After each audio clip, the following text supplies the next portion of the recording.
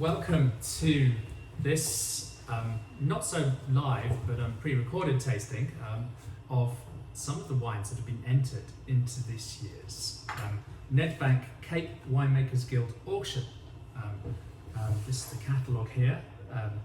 So I'm Damien Goode and I'm flanked by two titans of the industry. Well, yeah, that's what I'm trying to up big up a bit. On my this is right, isn't it? On my right I have Lisse Garnett, ex-BBC radio journalist, writer for The Spectator among others, and general, she's done all sorts of things from working in hospitality to selling wine. Yeah, essentially I'm here to break up the manliness of this. These are the the titans.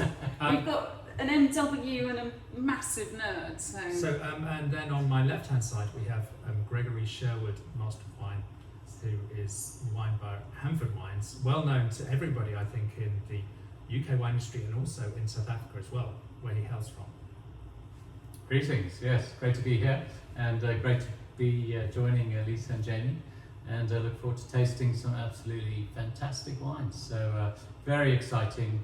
If last year was anything to go by, this should be equally as exciting. So yeah, fantastic. So what we've done is we've selected some of the wines that we think just caught our eye from the catalogue, and we're going to be corrivating them because these wines are all going to be tasted tomorrow. Where all the auction wines are going to be shown to the London trade and to collectors and buyers. And so what we'll do is we'll just start tasting and talk about the wines. What should we go for first? I fancy, can we start with Syrah? Yeah, let's do that. Greg, could you do the favours on this Syrah here?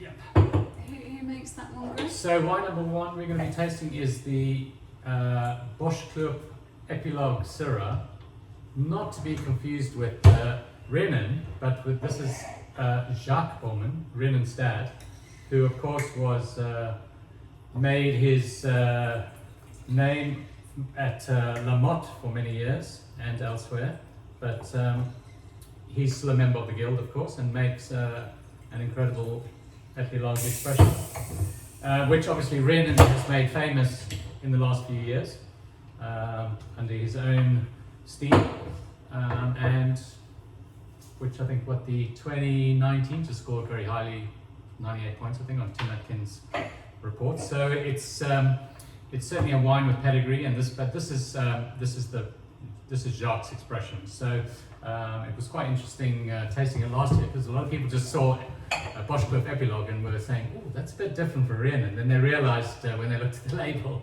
it was actually the father. So he obviously makes Jacques makes a slightly different expression, but the aromatics on this are astonishing. Incredible, really herbal. It's peppery and herbal, isn't it? It's sleek and ripe. Spicy.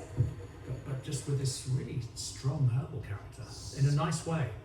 So it kind of almost seemed that the Jacques was making a slightly more classical, more mineral driven, more, I wouldn't say, maybe authentic's not the right word, but a really kind of quite close to the bone terroir expression of real mineral terroir driven Stellenbosch.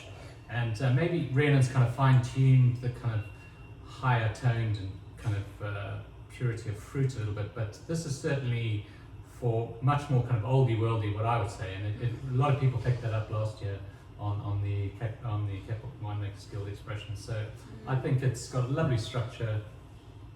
It's really A elegant. lot of minerals and crushed rock and dried violets. Gorgeous. It's got all that kind of delicacy there.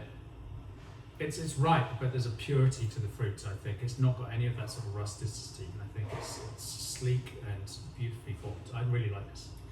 Yeah, it's kind of like a lot of these wines. It's one of those wines you can sit there talking about for 5 minutes and then realise you haven't tasted it yet. Which is one of those kind of styles. So let's compare this with another Syrah in the auction. And this one is from Duncan Savage. Oh, is this Savage? Yeah. So this guy, Savage, he's a dude. He's a total dude. He's one of the. He's such a nice person, and I remember when I met him first time when I was judging wine in South Africa.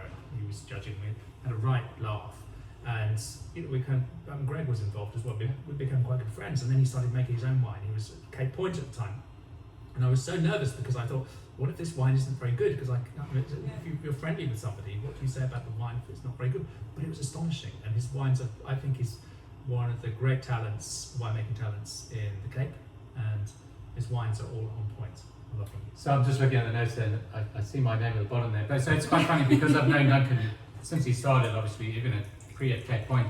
He did ask me in 2010, 2011 if I would mind writing notes for his new releases every year, just so there was some continuity. And He wanted you to write notes for his new releases. So it's a long time ago now. Was it like an A4 sheet, was it, for each one? But he said it would just be nice for somebody to a continuity of one voice that grows with the wines and grows in the understanding of as the wines grow. And it's now quite interesting. Almost over 10 years later, with these new releases, 2020s, and it's funny because when Duncan came into his own label on the Savage label, he was known for white wines. And he did get a lot of stick for not making enough white wines. He had his Savage White, and that was it, which originally was Sauvignon Semillon, and then he had a little bit of Chenin and a bit of Clairette, but it's gone back to a Sauvignon Blanc, Sauvignon Chenin, a Semillon in the 2020. But people was like, Duncan, you need to kind of do more whites, that's your cachet. But his reds became so good, and so this is from Swartland, yeah? yeah, another Swartland parcel, whole bunch here. small little vineyard in Swartland. A lot of people tasted this, I think, in the blind, we were just talking earlier, in the blind Cape Winemakers Guild tasting in Cape Town, and a lot of messages flying around social media saying, where's the fruit? And I messaged Duncan. They all thought it was cool climate, coastal, high maybe altitude. Walker Bay, Ellen. No, Swartland. Amazing. So incredible what Duncan could do, a little bit of whole bunch. And he said, I'm absolutely ripped about this wine. This is just lovely. something special. It's ripe, and it's got some depth to it, but it's also very fresh. And the whole bunch doesn't give any sort of green stalkiness or anything unpleasant. It just accentuates the freshness here. I think this is a really impressive Syrah. So how does he do that then? Has he got altitude, or he picks it early, or? I think he did pick a bit early, he said. He picked it a bit early, maintaining freshness, getting lots of aromatics there. I get a little bit of kind of lavender, almost a little kind of red and blue fruits, but there's a nice kind of it's got lavender some grunt spice to it. It's got a bit of depth. And I think this has got the structure to age nicely. I think this is a primary, it's a bit of a baby at the moment, but it's a big baby that's going to grow into a beautiful adult. It's not massively fruity. And I think if Duncan's, we tasted his 2011 Savage Red, which of course was a blend but primarily based around Syrah, and that's still drinking beautifully. So if these pure Syrahs are anything to go by the last few vintages, these should be easily 10, 15, 20 year wines, so very exciting. Lisa, could you pass the wine at the end? I certainly can. That's perfect. So let's go for this one now. One everyone's Tell waiting us for, about James. this. Tell us about this, Greg. I don't know anything about it. Come on, Greg. Apparently it's, What's this winery? Kanonkop. Who are Kanonkop? Are they a new winery? Kanonkop, I think. So, God, Kanonkop. What can you say? I think we came last year and there was 2017 Paul Sauer on the table, and it just obviously received big scores as well. And we were like, oh my God, Andries got a Paul Sauer CWG on the table, and now we've got the 2018. And Mr. Corbin, you can open it. So yeah, I think you've got one of the biggest prices last year. What I love about Kanonkop is the way that you go to the winery and basically all the wines are made the same. You know that all the reds, when it's pretty much 100% red winery. I mean, they do some rosé, don't they? But they're all made in these what look very similar to Portuguese lagars, so shallow stone fermenting troughs or vessels. How do you pronounce it, Greg? Coupe. The coupe. Coupe. Is it Do you have coupe? to put on an accent? I don't know. Greg, come on, help us out What here. is that? How do you say that? The open top ferment. Caper. Copa. Caper? Well, like a caper. Caper. They're like yeah, it's Copa, like Copa. I don't shallow Yeah, shallow shallow lagar, ferment. concrete Yeah, lagars. cool. Made So of yes. stones. Yes, so the A grapes concrete, go concrete, yeah. yes. So the grapes go in there. They're punched down maybe 4 times a day by a team of people standing on wooden boards, and then they go to barrels. So it's effectively the terroir speaking, except for the barrel. But let's see what this is like. Beautiful aromatics. Absolutely Sort of black currant with just a little bit of cedar spice, maybe, but it's very pure and Delicate, And very also a bit of precise, perfume on the top. very perfumed. I mean, if you think you've got perfume and then you've got Cartier, you know. Yeah, so I'm just going to dab just some behind my ears. intricate. It's gorgeous. It's just it's a primary wine. It's got beautiful focus and very linear, and I think this has got massive potential for development. Quite a bit of tannin, but lovely pure blackcurrant fruit, very fresh. Really acidy. I think one thing I've been very impressed about tasting a lot of the 18, obviously 15 and 17 were epic years in South Africa, but the 18s, you know, had a big thing to live up to, and what I love is they've got a tension and a linearity of driven by the purity of fruit, but with an acid frame, which adds a bit more structure. Where in 17 they were a little bit more finessed and a little bit more elegant, and we're not allowed to say feminine anymore. I don't know what the replacement for that would be, but whereas this is quite four-square wine, but not in a kind of oppressive way.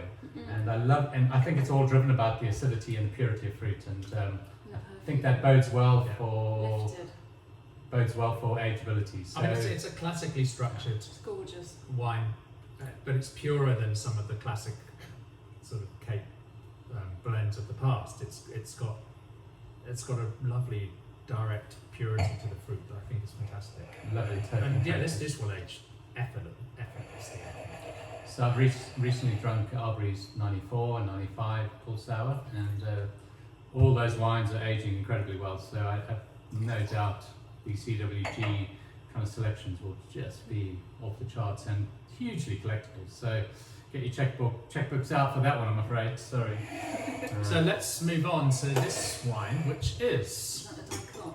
no, this is Delaire Graff, and it's the Cabernet Sauvignon from a sub-region in Stellenbosch called Banhoek, or Banhoek, depends how it's spelled. This one's with a G.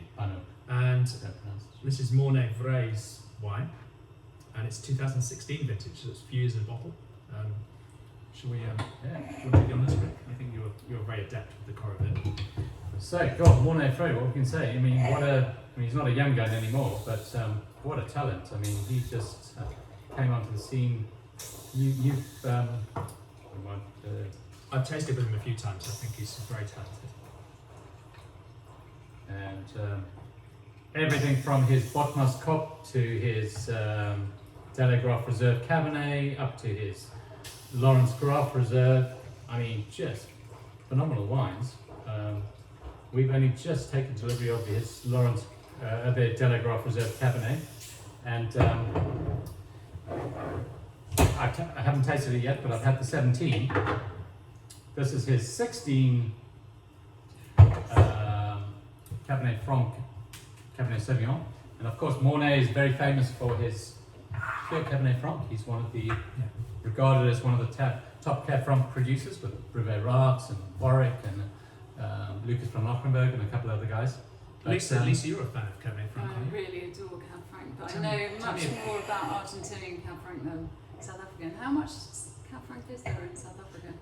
So it's quite a bit, and I think there was a Gorgeous.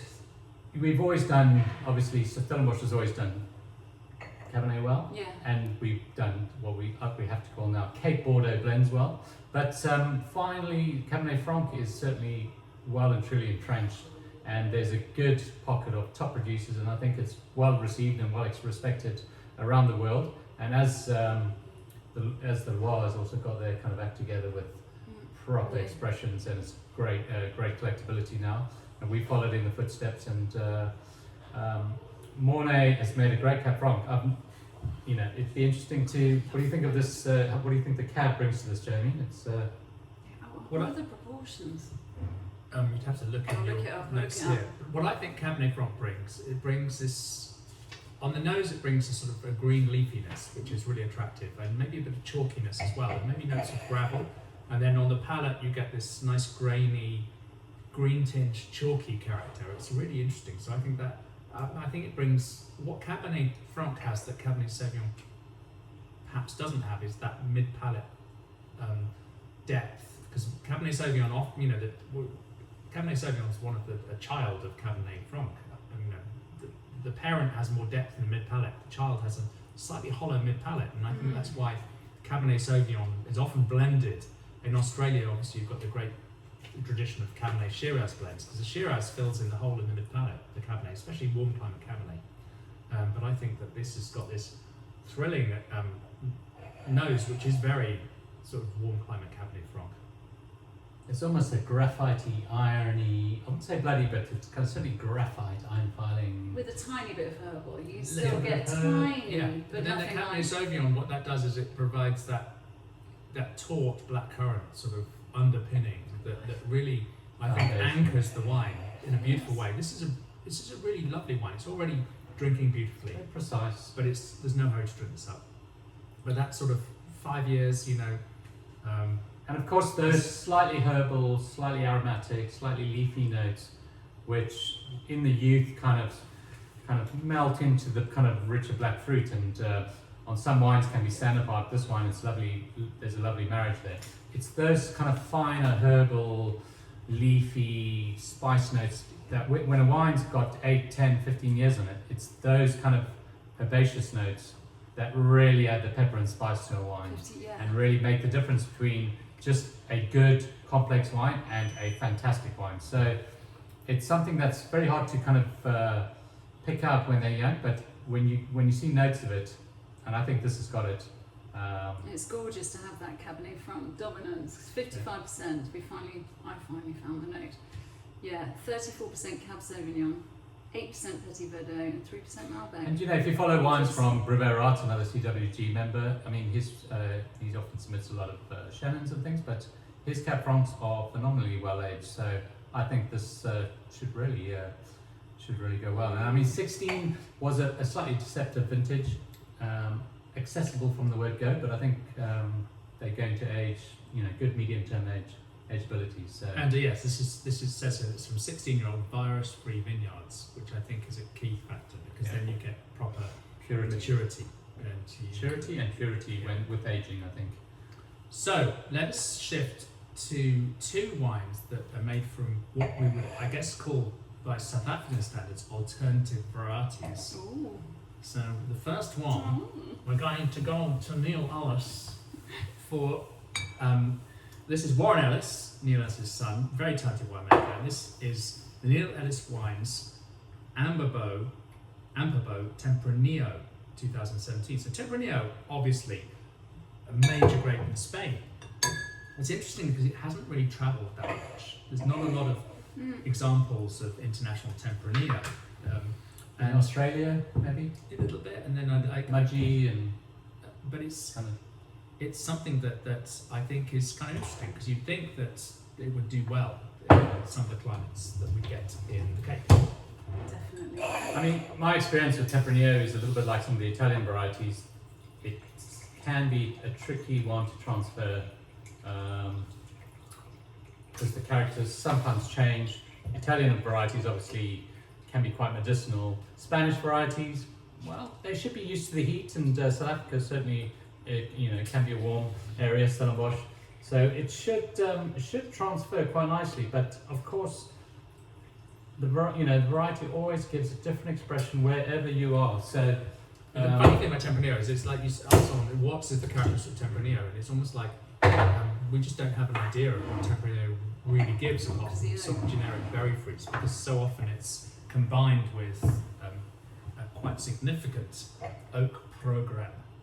An aging program, yeah. This is really. So, I mean, do we know where the grapes come from here? Let me have a this look. is 27. I mean, most of Neil Ellis wines are from Stellenbosch Yonkers, but we weren't quite sure where this vineyard was. No, sorry. So what it is whole berry fermentation in stainless steel tank, and then it goes to barrels. Yeah. 50% new French oak as well, so quite a significant. But it was surprising on the nose. You impact don't. of new oak. No, I don't get new oak No, very much. at all. So we were impressed with this last year, I think all of us, or Jamie, and it was one of your highlights, I think, I read in your report last year, and I think this is probably even, for me, a step up. I love the purity, the perfume, precision, real focus on the wine, real purity. Gorgeous. I love that. Yeah, It still has its own character a little bit. it's got this little slightly cedary bite on the finish. Maybe it's from the oak, but the fruit and the oak have melded quite well. Quite sort of Grippy and tight, dry. but delicious. A lot of potential here.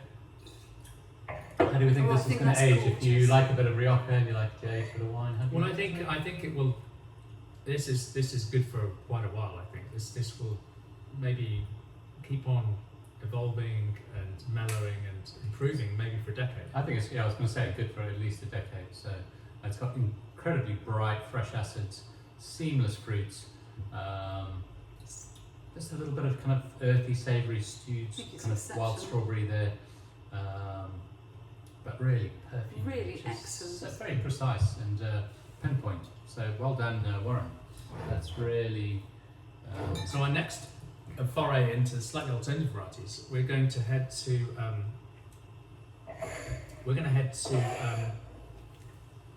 Bourvedre. Is it Bot No, we don't River. know. Yes, Yes. Bot River. My brain. So Sebastien Beaumont is Bots. 2017 Beaumont family Yeah. wines whole bunch Mourvedre. Now this is Mourvedre is a grape variety that flourishes in warmth. It really needs a bit of heat. And in the south of France, obviously, it's famous in Bandol for the wines that it makes there. But to do whole bunch, we don't need the Corvin, but this one is uncorked. To do a whole bunch from Mourvedre, now that is something else. But Sasta's got some really nice vineyards in Bot River and is making some lovely wines. And so I've got high hopes for this. So Is it it's- pronounced Bolt? Bourvedre. Yeah. Bot. Bort. Bot. Bort. B-O-T. Thank you. So it's next door to Elgin. Oh, I said No. Bort. You have to walk away.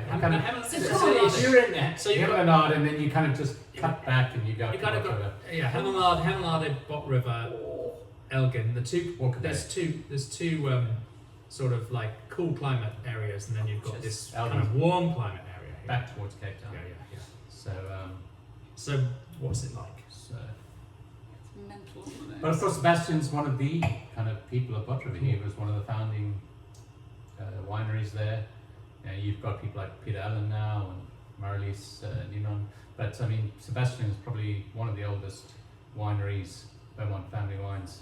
So This is Quite beautiful, floral, eh? violety and It's because Mourvedre can often be like very assertive, peppery, and spicy and rustic sometimes. But this is not rustic. In the south of France. This is lush. It's got a little bit of milk chocolate, a little bit of Elegant. blackberry. yes, yeah, on the bottom milk chocolate. lovely, seductive fruit, very pure, If you tried very it. fine.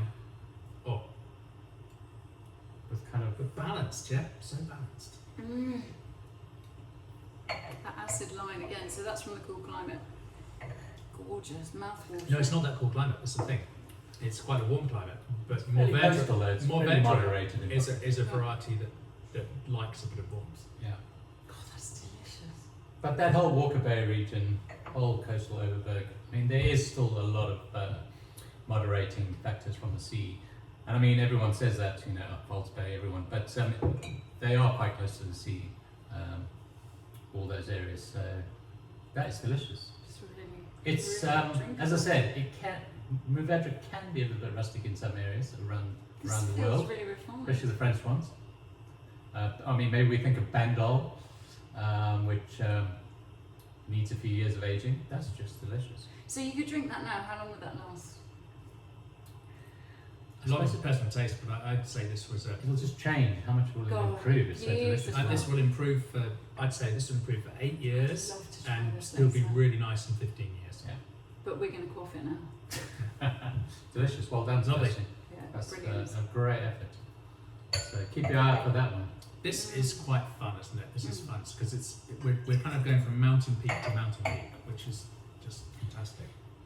So when I was growing up, we just could never taste Cape Winemaker in CWIG was the Cape International or CIWG Cape International Winemakers Guild. You just could never get the wines. They were mythical things, and only now being in the trade then that you can taste them. And you had to go to the auction, you had to buy them, or know somebody who did buy them, and they were always the pinnacle of winemaking. I think it's evolved a little bit to winemakers with a slightly little bit more broader now. Yeah. experimentation, Yes. a little bit more pushing the boundaries, you know, doing things they may not be allowed to be able to do in their kind of day jobs or in their everyday kind of wine ranges.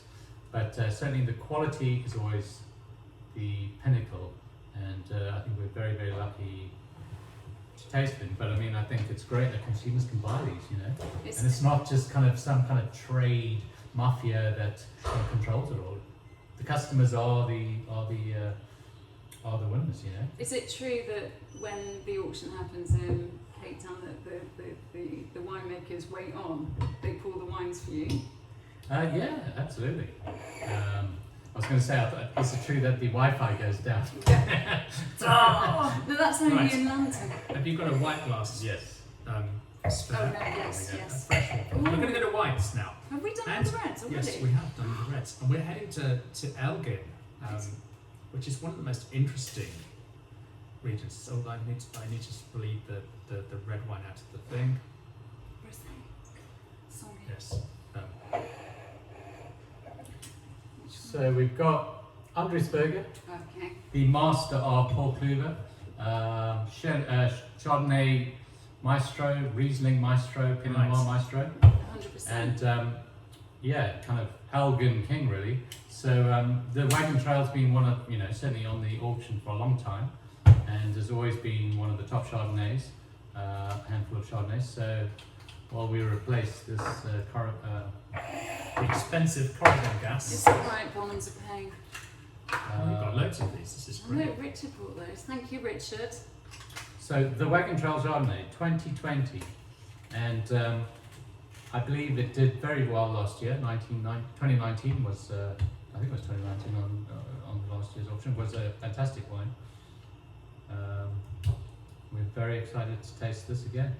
So is he known principally for whites? No, Andries obviously makes some incredible Pinot Noirs at Paul Cluver, and some unlauded Rieslings, fantastic Rieslings as Oh, I'd well. love to And of try course some great those. Sauvignon Blanc in Elgin. But with their Seven Flag Chardonnay and Pinot Noir, I mean, I think this is Oh, I believe a single vineyard. Is this yeah, let me single have a vineyard look. Let me have a look. from Andries? And it's exceptional. Oldest Chardonnay on our estate, planted in 1987. Also the oldest Chardonnay vineyard in the Elgin Valley. Yeah, because this is pretty much ancient history. Elgin was previously pretty much an apple growing district, and it's still a very important apple growing district. And what's interesting is that when apple prices, because apples are kind of a commodity, went down, everyone started planting vineyards, and then suddenly apple prices go up, and grape prices haven't gone up, and people start taking out vineyards and replacing them with orchards. And this is a problem because actually Elgin is a really special place for growing wine grapes in South Africa. There aren't many places that can do, for instance, Chardonnay so well, and so it's a shame that vineyards are being taken out.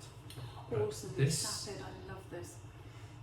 oh, it's a beautiful note. It's kind of mealy Absolutely and spicy. There's this pear and ripe Something- apple, but there's this sort of almost There's a spice. limey citrus. Yeah, I think what a lot of the cooler climate areas, Walker Bay, Mulanard, Elgin, what they're really trying to be perfect over the last few years with all the top Chardonnays is it's kind of balancing the more obvious kind of melony, green melon kind of characters and just kind of reining it in a bit with a bit more classical, getting the citrus, getting all the complexing citrus, where some minerality can come through, because there are a lot of limestone soils in Robertson and Walker Bay and Mulanard. So where the Chardonnay is planted now, they're really you want to get some nice terroir in the wines, not just obvious fruit.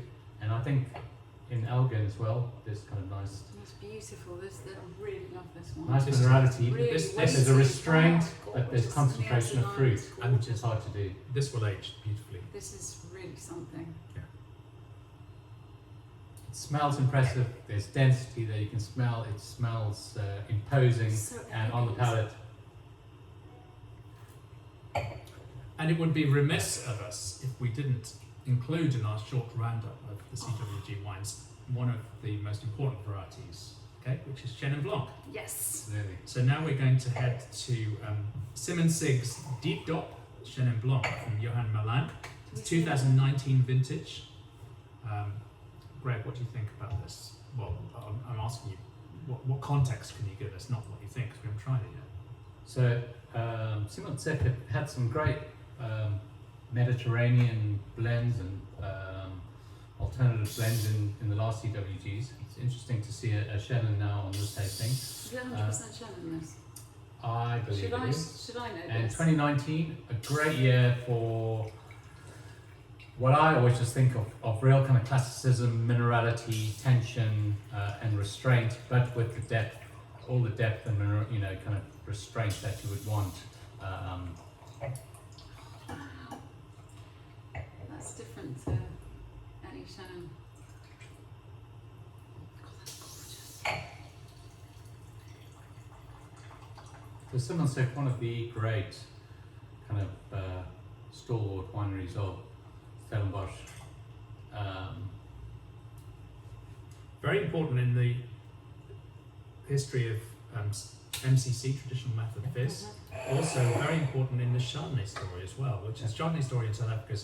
There's not time for us to talk about it now, but it's a fascinating one. It really is. But we have to say that Simonsig were obviously the first winery to make an official method Cap Classique, method Champenois style in 1971, and we're in the 50th anniversary, so I would probably get into a lot of trouble from all the masters in South Africa of the MCC industry if we didn't mention the great anniversary. So if you're going to buy an MCC, buy it this year. So what's special about this wine, this is why I chose it, is that this is actually a whole bunch fermented. Amazing.